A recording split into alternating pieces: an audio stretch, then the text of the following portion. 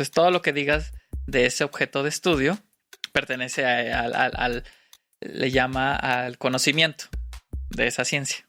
Entonces, como el ejemplo que di, pues, claro, estoy simplificando. No me voy a cansar de repetir esto porque uno podría decir, eso no es exactamente correcto. Bueno, no, pero estamos como en un contexto de divulgación, ¿no? Entonces, la física tiene como objeto de estudio la energía, ¿no? Entonces, todo lo que diga la física de todas las teorías que haga sobre la energía, pues son su conocimiento que genera, ¿no? Y la química, la materia, y la biología, la vida, y así, ¿no? Pero entonces, cuando tú te empiezas a preguntar sobre esos productos que generas, sobre ese conocimiento, pues ya tienes la imagen del conocimiento, que así le llama Corry. Y pues eso ya corresponde al ámbito de la filosofía de las matemáticas, de la ciencia, perdón, ¿no? Entonces, si tú tienes dos teorías compitiendo y quieres determinar cuál es mejor, muchos científicos van a decir eso se hace a través de ciencia, ¿no? Pero realmente influye criterios humanos, que no significa que se hagan aleatorios totalmente, pues, o totalmente arbitrarios, pero sí hay mucha carga humana en cómo vas a determinar que algo sea mejor que otro. Como ¿no? Lo que decías de los axiomas. Efectivamente. Entonces, ese tipo de procesos ya son la imagen del conocimiento. Entonces, es muy fácil pensar que de esta manera que toda ciencia puede tener una filosofía cuando pues dices, bueno, voy a estudiar sobre los productos que produce esta ciencia como tal, ¿no? Entonces, bueno, un texto clásico y que siempre se menciona, porque es una manera muy buena para introducirse, y creo yo, el de la estructura de las revoluciones científicas de Thomas Kuhn, pues es un clásico y fue como un parteaguas en esto. De hecho, se le considera que a partir de la publicación de esa obra, muchos identifican ahí la generación de la sociología de la ciencia. Por si no bastaba la filosofía, ahora la sociología de la ciencia, ¿no? Dale. Pero bueno, eso ya es más reciente, o sea, de cuando gente se ha puesto a estudiar todo ese proceso que más o menos ubican con la publicación de Thomas Kuhn, ya dicen, no, pues es que todo esto desembocó en una nueva área del conocimiento, ¿no? La sociología de la ciencia. Pero independientemente de que ya se esté muy clasificado ese proceso, lo que quiero decir es que él metió fuertemente a la discusión y desde entonces ya no se ha abandonado cuestionar que cambió radicalmente qué concebimos como ciencia.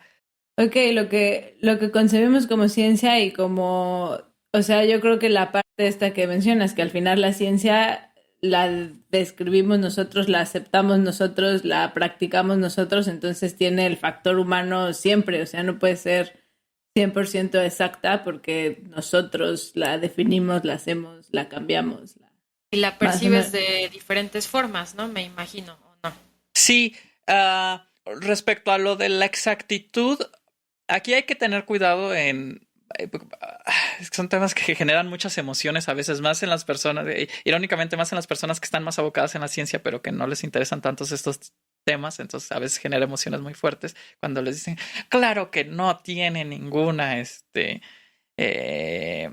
influencia humana, mi experimento yo lo hice objetivo, así y asado, ¿no? Pero lo que se plantea es... o sea, no porque haya una cuestión humana significa que es irracional. O sea, eso hay que dejarlo muy claro, ¿no? Y no porque no refleje totalmente el mundo como es, no significa que no es la mejor explicación que tenemos. Eso es muy importante, porque luego están los otros extremistas de tú realmente no sabes cómo es el mundo y te argumentan cosas a veces válidas basadas en teoría del conocimiento, en epistemología. Sí, pero eso no significa que no sea la mejor explicación, ¿no? Entonces, o que no sea útil. O que no sea útil, efectivamente. Ahorita entro eso de los criterios. Porque sí, si quieres saber de energía, de química, de cantidades, de todas formas, la física, la química, las matemáticas son la mejor explicación que tenemos. Que no podamos, por estos resultados que nos dice la teoría de conocimiento, que no podamos estar 100% seguros de que sean verdad en el sentido así más ontológico posible, no significa que no son la mejor explicación que tenemos. Ahora, respecto a esto de la utilidad, es que eso es algo bien complicado, Paloma, porque justamente es como parte de la manzana de la discordia. Híjole, no. Porque ¿Ves? Sí tiene que ver con castigos de Dios esto. es que ¿qué es más importante? Que podamos describir algo o que podamos predecirlo, ¿no? Entonces, normalmente sí uno se decanta por la utilidad, pero hay que estar consciente que eso significa que tal vez no estamos percibiendo nuestras teorías científicas no describen al mundo tal como es. No significa que no haya cierta verdad en ella. Sería muy difícil pensar que funcionan sin que estén capturando algo de la realidad, ¿no? Pero sí, a veces se decanta un poco por la cuestión de la utilidad, pero sí es un problema muy grande. A mí me tocó una vez escuchar una plática de un físico que estaba hablando de la ciencia. Era una plática de divulgación y que dice que la ciencia va llenando huecos y va creciendo y va mejorando, ¿no? Lo cual es lo que les digo, eso desde Thomas Kuhn ya fue abandonado. Y entonces yo escucho eso en el 2014 a un físico dando una plática repitiendo todavía esas concepciones, ¿no? Y después me acerqué cuando terminó la plática y le dije, oye, pero es que la teoría newtoniana no es compatible con la teoría de la relatividad. Y él dice, sí, bueno, es como una mejora, pero no lo puedes ver como una mejora, le dije. O sea, en una existe la fuerza de gravedad y en la otra no existe la fuerza de gravedad. O existe o no existe. No son compatibles. O sea, hubo un salto ahí. Y bueno, y lo dijo, bueno, pues para mí sí es como una mejora. Avance. Y bueno, sí es un avance si piensas en utilidades y así asado, ¿no? Pero esta nueva teoría, pues, refuta la anterior en cierto punto. Ahora, y cierro esto, pero la teoría newtoniana es muy útil. O sea, por algo te la siguen enseñando. Y la siguen enseñando a veces hasta a nivel universitario, porque es muy útil para calcular ciertas cosas, a pesar de que ya no se cree que es la manera que refleja fielmente el mundo, ¿no? Claro, pero pues igual son bases, ¿no? Me imagino, no sé, o sea, a pesar de que vaya cambiando, que dices que pues son dos cosas totalmente diferentes, pues por algo se empezó, ¿no? O sea, no, me sí, imagino por que supuesto. sí. No, y son conocimiento científico. No, yo soy partidario de eso. O sea, es que la facción más radical dice, ya tenemos un método científico, como si estuviera claro lo que significa eso, ¿no? Y lo que producimos ahorita es ciencia. Y todo lo que no se produce fuera de eso, no es ciencia. Uh-huh. Y entonces dices, bueno, pero entonces la teoría de Newton no fue ciencia, porque ya nuestra teoría actual que aceptamos no coincide, entonces no es científico. O sea, está muy canijo tomar esa postura. Entonces vas a decir que lo que hizo Newton no fue científico, porque ya no es cierto, ¿no? Entonces esas posturas muy radicales, yo no comparto con eso.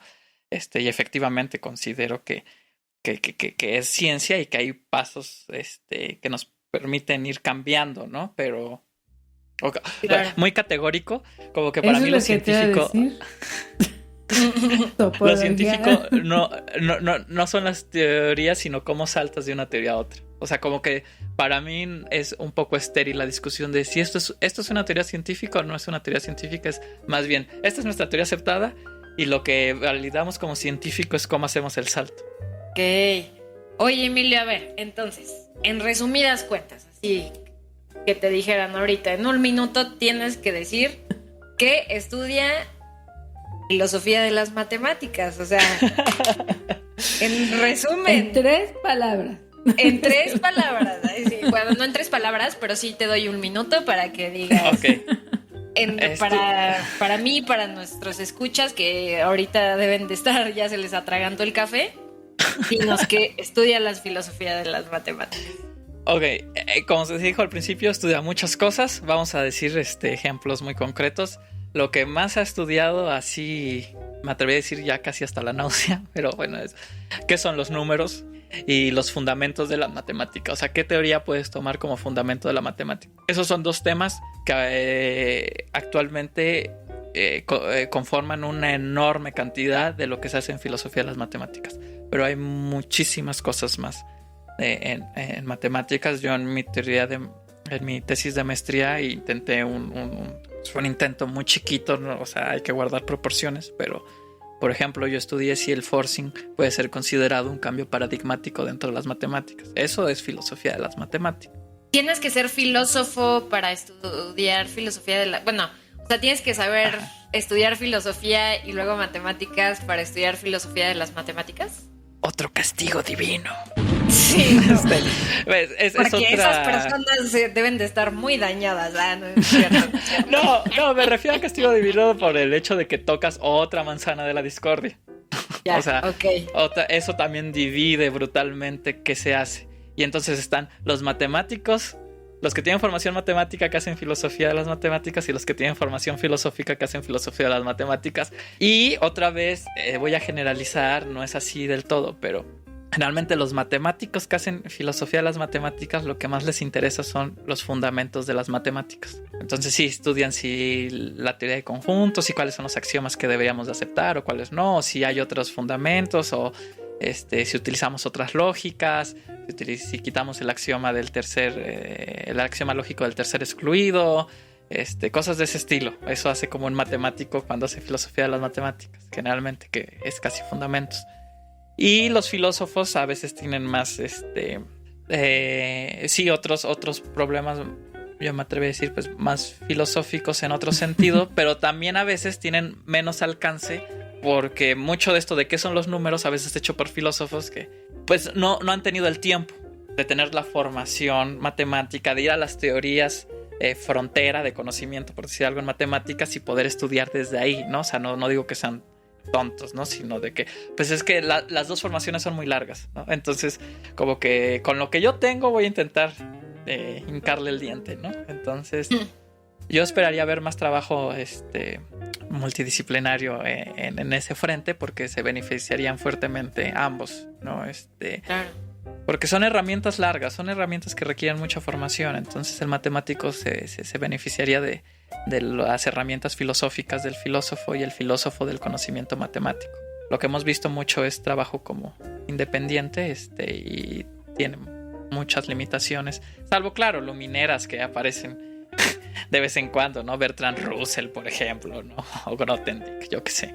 Oye, Emilio, y ahora con esto de filosofía de las matemáticas, ¿qué es lo que está pasando ahorita con la filosofía de las matemáticas? Los filósofos o matemáticos, o los filósofos de las matemáticas, ¿qué están haciendo ahorita? ¿Qué se están preguntando? ¿Cuáles son los temas candentes? Sí, ¿qué está en boga? ¿Qué es lo que está así? O bueno, algunos ejemplos. Ahorita? Sí, ejemplos, obvio, no nos vas a mandar una lista así.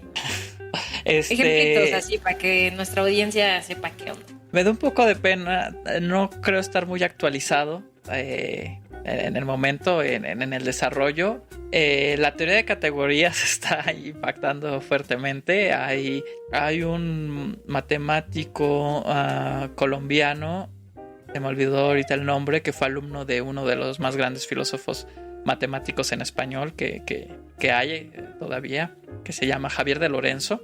Les recomiendo mucho que chequen la obra de Javier de Lorenzo. Me parece, eso es una opinión, claro, personal, pero excelente.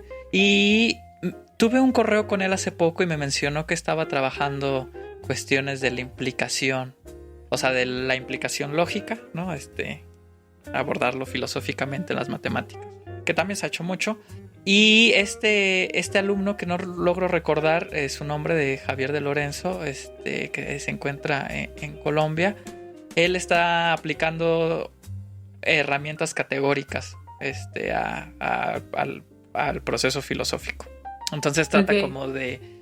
Son cosas muy muy raras, todavía no lo entiendo muy bien, pero... O sea, literalmente trata de aplicar conceptos categóricos de mediante este funtor, mediante esta función, mediante esta fuente, obtenemos estas teorías categóricas partiendo de, estas teorías filosóficas partiendo de estos postulados filosóficos de estas personas.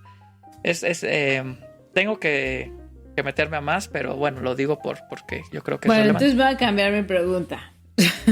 Entonces, ¿cuáles son las corrientes? ¿O cómo se estudia? ¿O cómo se come? ¿Cuáles son las corrientes de la filosofía de las matemáticas? Eso tiene un poquito más de... Sí, están muy, muy, muy definidas unas escuelas clásicas, por ejemplo, ¿no? La del logicismo, que intenta decir, bueno, las matemáticas las podemos fundamentar en la lógica. Y va muy bien.